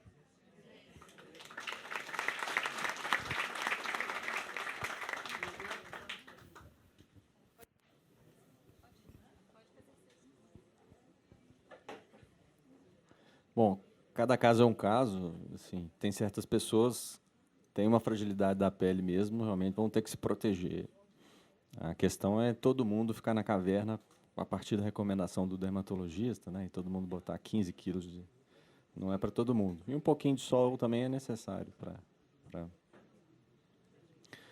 Eu queria chamar a atenção para 2 questões importantes para envelhecer bem. Eu acho que tem a ver com o fenômeno da alegria, né? Uma é o pertencimento e a outra é a participação. O Ló chamou bem a atenção da irrelevância que os mais velhos, né, passam, e tem alguns até que citam o fenômeno da invisibilidade. O velho é invisível nas famílias, a não ser que ele tenha dinheiro, aí ele fica visível. Mas é que isso exige uma postura da gente que, né, que vai envelhecer, ou de quem está velho, que é de pertencer, fazer parte de algo, seja na própria família, seja na comunidade, seja numa associação, e na ideia de participar, de colocar a própria ação e a própria energia para poder contribuir de algum modo. Não precisa realmente mudar o mundo, mas a pessoa tem que continuar contribuindo com grupos, com a comunidade, com a família. Isso talvez previna um pouco dessa irrelevância, que é a tendência, né? À medida que vai ficando velho, vai ficando mais irrelevante, é antigo, atrasado, etc. Mas se a gente continuar se inserindo, colocando, né, a nossa energia, colocando a nossa participação em prol do grupo, seja do grupo familiar, seja do grupo social, eu acho que tem uma chance da gente continuar tendo essa energia vital aí para continuar seguindo. Quanto mais a pessoa se isola, quanto mais a pessoa deixa de participar, quanto mais a pessoa acha que, né, ninguém me escuta, ninguém me entende, etc., piora a tendência da saúde, né? Bom, eu só quero agradecer a oportunidade desse convite, de estar aqui com vocês e poder conversar sobre essas coisas que são vitais para mim, né? Para todos nós. 2 microfones, né? Então, muito obrigado pelas perguntas, por terem escutado essas nossas reflexões. Foi muito bom estar aqui. Obrigado, Roxane. Agradeço essa oportunidade. E que essas conversas continuem, né? A gente continue avançando nessa compreensão melhor do processo de envelhecer e do processo de morrer. Morrer bem, morrer com alegria, né?